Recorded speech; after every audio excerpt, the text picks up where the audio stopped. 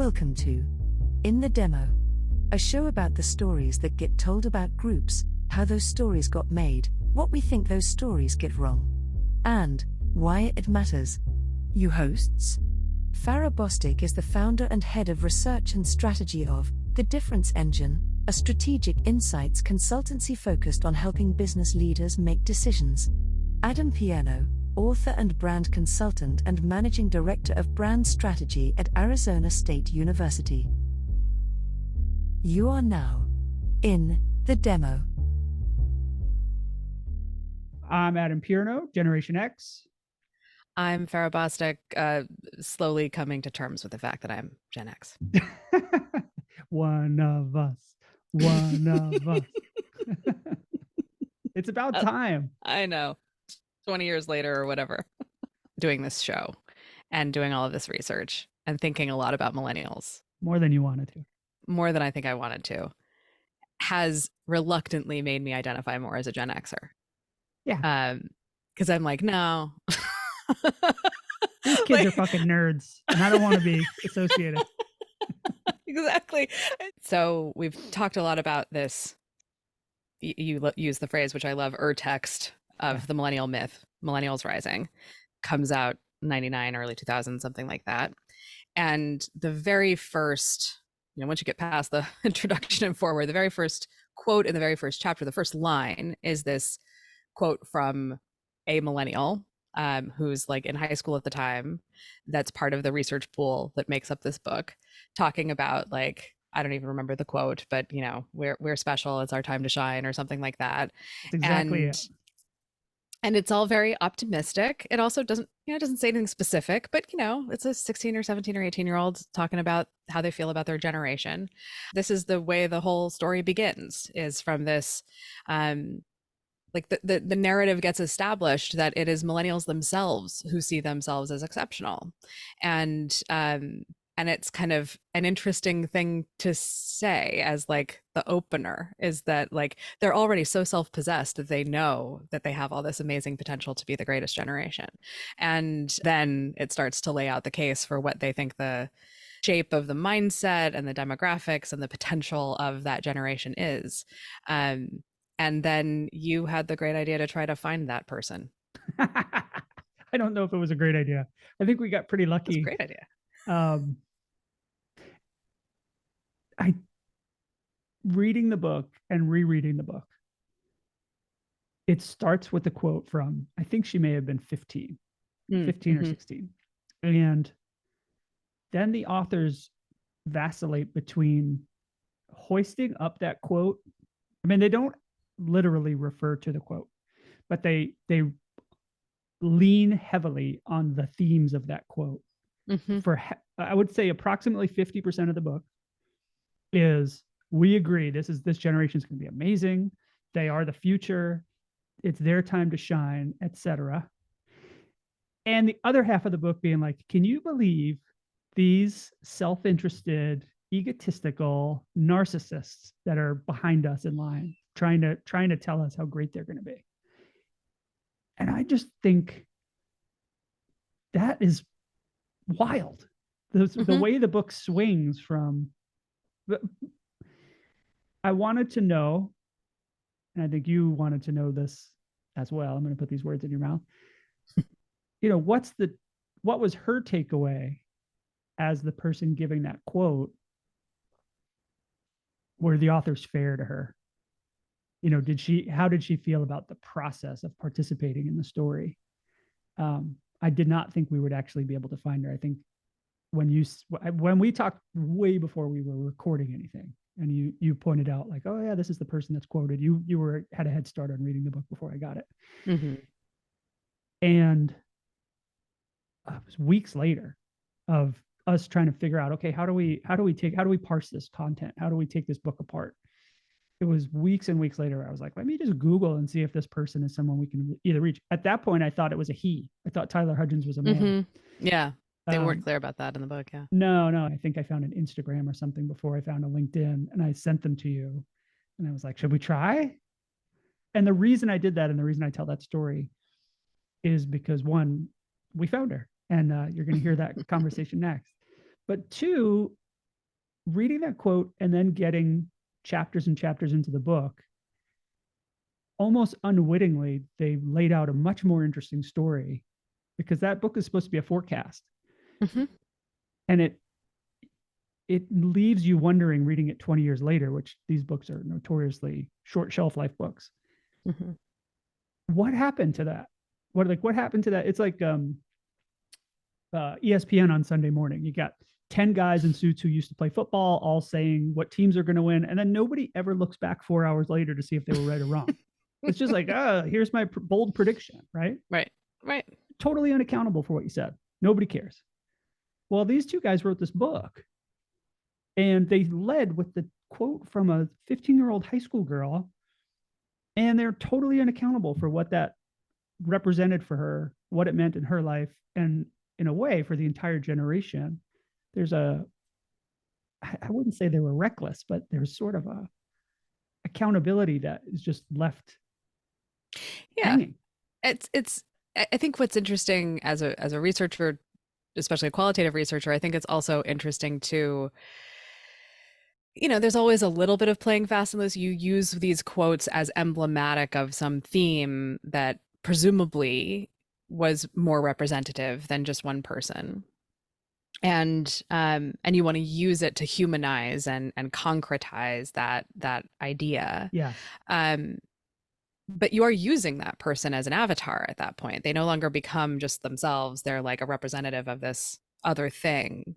And I think the other part of us looking at that book and at how like it couldn't seem to decide, like, what was it, optimistic or was it pessimistic about this generation? Yes, exactly. And so it kind of sets up, it really is in this way the kind of Rosetta Stone of the whole thing, because it's like we spend the first 10 years being really optimistic about millennials, and then the heel turn happens and they're the villain of the piece. And it's like that was there from the beginning, right? This potential to be the worst thing that ever happened to society or civilization was in the book. And so I think we were like, to be a fly on the wall in 98, 99, whatever the period of time was where they were doing their research and surveying these kids and talking to these teachers and putting their thoughts on paper, and would have been amazing. Next best thing is talk to the people they talk to.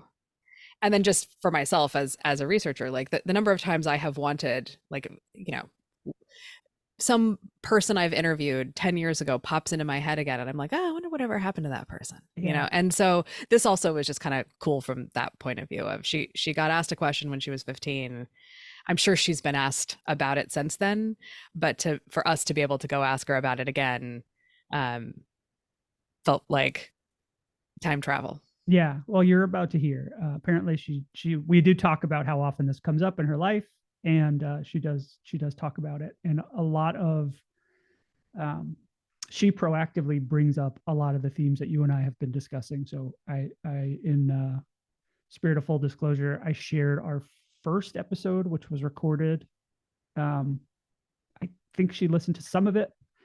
She liked the idea. She wanted to know the story, and then she told me in a one-on-one conversation on her way to work what her story was. And I would like to say, for the record, she's an amazing person and has an amazing perspective. Mm-hmm. And so in a lot of these cases, somebody could be used by the media, and media in quotes.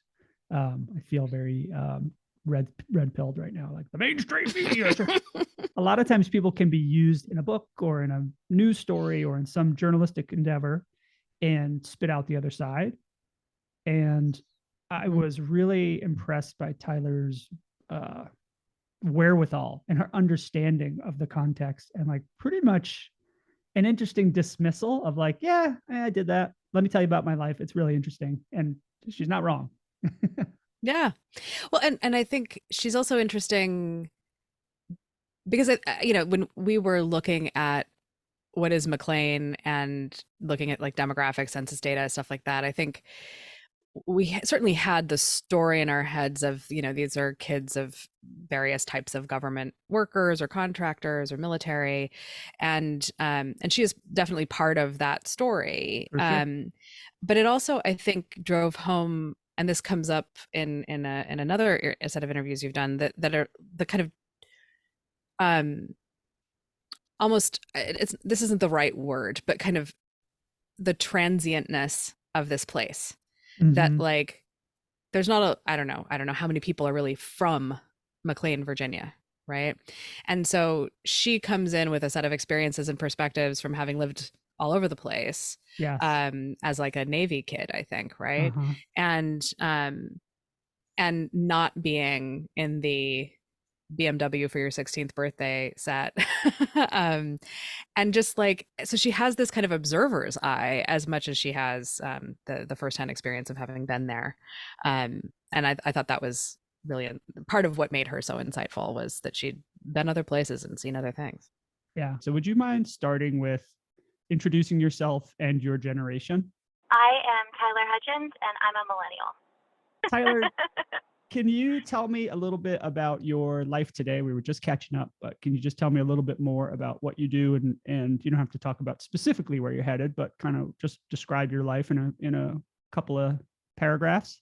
I work for a boutique company that is contracted by larger companies to produce events around the country.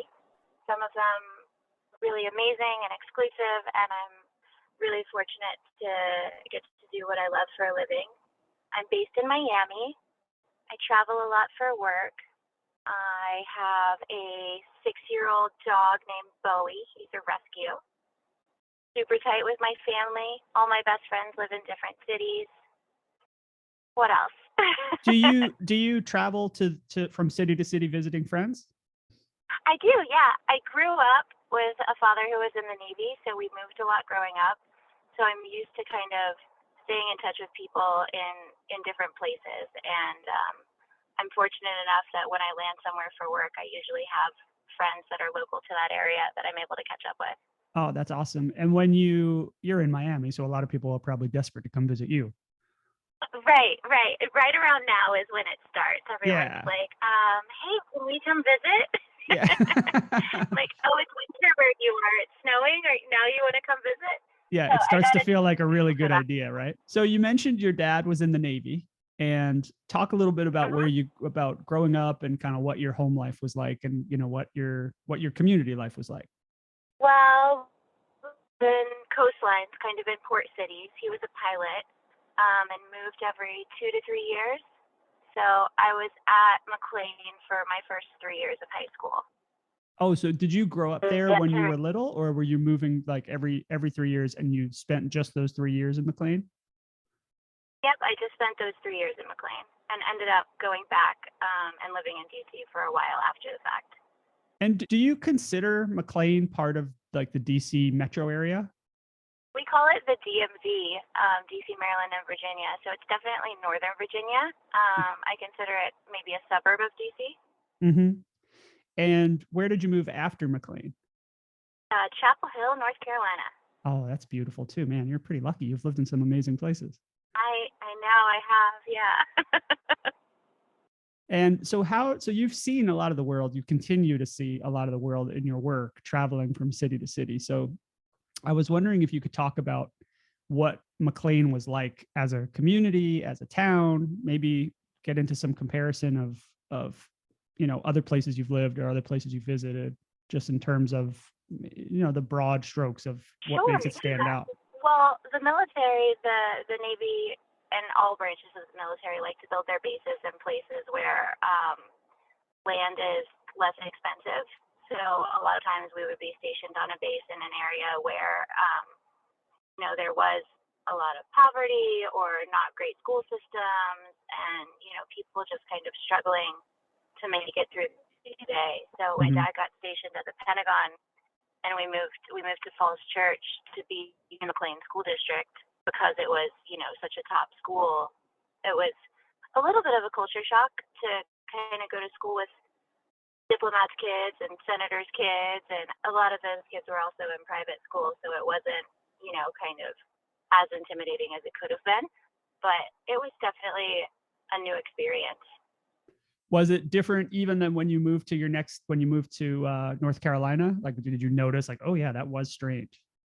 I think that when you're in it, you don't think of it as strange because it's just how it is, and everyone is having the same experience. And then once you're removed from it and can reflect back on it, you're kind of like, oh wow, that was really unique. I worked at the Starbucks on Chambers Road when I turned 15, and I would, just make coffee in the mornings for Secret Service agents, and and the people that the Secret Service agents were protecting. And it was just a non-starter. They'd let me talk into their little wrist mics, and it wasn't a big deal. But looking back on it, it was kind of a big deal. So when you think about McLean, I have never been there. When you think about McLean, is it a typical American town, or is it different, or how would you describe it? It's a wealthy American town. I think that it's one of the richest cities. McLean and Great Falls, I think, are some of the wealthiest cities in the country. And so for the kid, you can only speak from your own perspective, I know. So as a 15-year-old living there, do you feel like you had different concerns, or the kids you knew in high school had different concerns than some of the other kids you met in your previous high school, in your next high school, and in your next life, or was it pretty much the same stuff? I mean, coming from Prince George's County, Maryland, which is where we were on Andrews Air Force Base before that, and coming from New Orleans prior to that, I think that that concerns were vastly different. And I think that academia and the push to succeed and the push to be the best, and the classes that you took to do better in class was a lot more of a thing in McLean than it was anywhere else that I'd been previously. I didn't realize how competitive school could be. All of my friends had cars when they turned 16, and all of my friends could go shopping or to the movies or out to eat every weekend. And, those were all privileges that I was kind of surprised by, because it wasn't what I was used to. Yeah, it was just a different set of challenges and a different set of standards. Yeah, absolutely. And there's still the stress and the pressure and that achievement kind of mentality. And it's like there's always something, It was just a different something there. And were there actually diplomats and senators' kids in your class? Yeah, absolutely. That's amazing. Their lives are different. Their lives are different than ours, I presume. I think that their access is different. I think that they just see and experience different things because of the rooms that their parents are in. Got it. Yeah, it's just a different set of circumstances and a different set. Their life just looks different perspective. Right, exactly. So Tyler, you got to participate in the Millennials Rising book, and I'm going to read you a quote, and it's your quote that opens the book. And I just wanted to ask you some questions about it. Okay. Okay. This is you're quoted. We're the millennial generation. We're special, one of a kind. It's our turn. It's our time to shine. Just hearing that out loud, I'm sure you haven't read that in a while. How would you describe the person who's quoted there? Naive and very optimistic, but I like that about myself. Tell me more. I think that kind of optimism and hopefulness is something that's an important thing to carry through life, and I think that it helps a person to, make it through the hard times if you believe that things are going to be good or get better, or that it all will, work out eventually. And I think that that's kind of what that quote demonstrates about me personally, and about a lot of my peers as well. So do you consider yourself a pessimist now? No, definitely not. How do you describe your outlook now? I'd say it's still optimistic. I'd say it's more rooted in personality than it was then, because I have more experience from which to pull. But it's definitely still optimistic. And your first word that you used to describe the quote was naive. What do you think was missing? What was that? What were you naive to when you were 16 and you gave that quote? I think that as a child, a lot of parents teach their kids that the world is their oyster, and that anything is achievable and that things are all going to be beautiful and wonderful. And I think that the naivete, I guess, comes from not understanding that while all things are achievable and attainable and the world is your oyster, there's a lot of, there's a balance to strike. It's a seesaw. It's not always beautiful and wonderful and perfect. But it sounds like you have held on to optimism. I've spoken to you now. This is the second time we've spoken. You sound very optimistic and just generally open-minded and happy. Do you think? Yeah. It's not like you've gotten beaten down. Do you think that's typical for other millennials? I think that watching my friends grow up and turn into the amazing humans that they've become, I think that, yeah, there's kind of a grit and determination and also a pursuit of happiness. Mm-hmm. And I think that's characteristic of most of the people I know in my kind of peer group, friend group, age bracket. And what I think is interesting about talking to you, Tyler, is you spent time in McLean. You're part of the story of Millennials Rising, but you lived all over the US.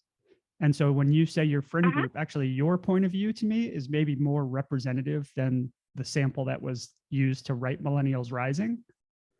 I do think that the sample was a little short-sighted. I agree. I think that pulling from that one bracket, that one demographic of high schoolers at McLean is a bracket of privilege and wealth and of having people who are not wanting for food or safety or shelter. And I think that that's something that wasn't taken into consideration when pulling that sample. So you have the visibility of this broad set of friends from cities across America as both youth and today, as you just mentioned, you've seen them grow into special human beings, which is an amazing experience to have as we see our friends grow up. How do you describe the millennial generation, as an open-ended, how do you think about your generation now?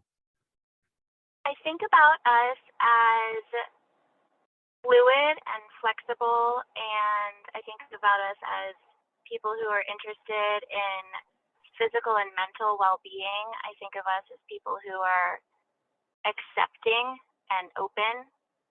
I think about us as people who are willing to try new things and are open to change. I think that some of the uncertainty of the past, decades has really helped us to become people who can interact in multiple different environments in multiple different ways successfully without it being something that breaks us. But I do see a lot of anxiety and kind of stress and like mental health issues amongst my peer group as well. And I don't know if that's always been present and we're only talking about it more now, or if it's a new phenomenon. I can't speak to that. And I'm sure it's probably some combination of both, but I think that the fact that people are talking about it is definitely a healthy thing. Yeah, I agree with you there. Do you think that stress is unique, the stress that you're seeing and some of the mental health that may be related to stress, some of those challenges, do you think they're unique to millennials, or do you think that it is a certain point in life or a certain common factor maybe across generations that you reach it and all of a sudden stress lands on you? I think that everyone experiences it. I don't think that we're unique or special in the fact that we're stressed out or have anxiety. I just think that, having lived through financial crises and 9/11 and like every generation has their pivotal moments. And I just think that ours are different than previous generations. And so that manifests differently or presents differently. When you think back about being in McLean, being 15 and being asked about the millennial generation, I have a 14-year-old now. And if I asked her to write, what's the future look like for your generation? I know that what she would write would be inaccurate because she's not a fortune teller. And I don't think you're clairvoyant, are you? Nope. No. Okay. Just checking. You never know. Not. How do you, when you look back on your predictions, how do you feel about your prognostications of, what the future would hold for the entire millennial generation? I think that I was correct and incorrect, I think. I don't think that my, what did you say, prognosis was accurate entirely, but I also don't think that it was inaccurate. I like how hopeful it was. I think that I'm still a hopeful person. I can't speak to other people, but I know that most of my friends are. And I think that millennials get a bad rap. Everyone thinks that we can't hold down a job and can't buy a house and lack direction. And I don't think that's true. I think we're just more open to going after what we actually want than dedicating ourselves to something that doesn't make us happy. That's interesting. We have done an episode on the ridiculous headlines that say, millennials killed X or Y, or millennials are responsible for this stupid thing. Have you read many of those? Do you have a favorite? I've read some of them, but I also kind of just like, this is so dumb, I don't buy it. Do you? So I don't really put my energy into it. Okay, good. It sounds like you're very wise with the way you spend your energy. Oh, thank you. Sometimes we all have our moments. Sure. Do you eat avocado toast? I do not, but mostly because I get made fun of for eating avocado toast. So have you been bullied from eating avocado toast? By the internet, yeah. Yeah. Well, that actually, I'm joking, but it brings up a good question. Has the internet and the ridiculous headlines, because I know you're so optimistic, does reading about this in the newspaper and online, has it changed any other behaviors or given you any pause about your life or the world or the generation that you're a part of? Maybe just in the fact that I don't want to be a cliche. Things like avocado toast or things that are viral about us. I'm just kind of like, okay, well, I'm not going to participate in that because I don't drink pumpkin spice lattes. I don't eat avocado toast. I don't go spend $200 at Target every weekend. So none of those things, by the way, none of those things are exclusive to millennials. By the way, I know I'm Gen X and I do eat avocado toast. My wife is Gen X. She definitely spends $200 at Target. Neither. I eat it in the privacy of my own home. I don't order it in a restaurant. You don't want anybody to be able to get it on video and post it on Twitter and make fun of you. Right. Exactly. I don't want to be on some Generation Z's TikTok. Do you think? Oh God, the generational battles drive me nuts. Do you think that other people other millennials read some of those stories and are concerned about becoming a millennial cliche? I've never thought about that. Yeah, I mean, my brother and sister-in-law are also millennials. They're 3 years younger than me, and I think they're a lot more in touch with the internet world and the meme world and all of that than I am. I think that they pay more attention than I do. And, in good fun, we all make fun of ourselves and each other. And I have a chat with my sister-in-law and her sister, and it's, memes for sisters. And we basically just send each other back and forth, things that make fun of us. I like it. As millennials. Does this topic come up? Does Millennials Rising come up? I reached out to you cold, I think on LinkedIn, and you were like, oh, is this about the book? It comes up every now and then because if you Google me, it's one of the searches that comes up. So people ask me about that.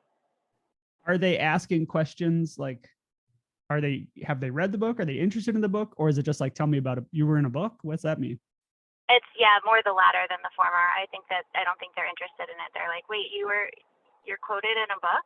You're published? I'm like, no, I'm not published. I'm quoted. Yeah. It's still pretty cool. Yeah. And when they wrote this book, they kind of coined this image of what millennials were. And in large part, they open with this quote from you. It's very optimistic. It's very positive. Over time, we got to the cliche that we have now.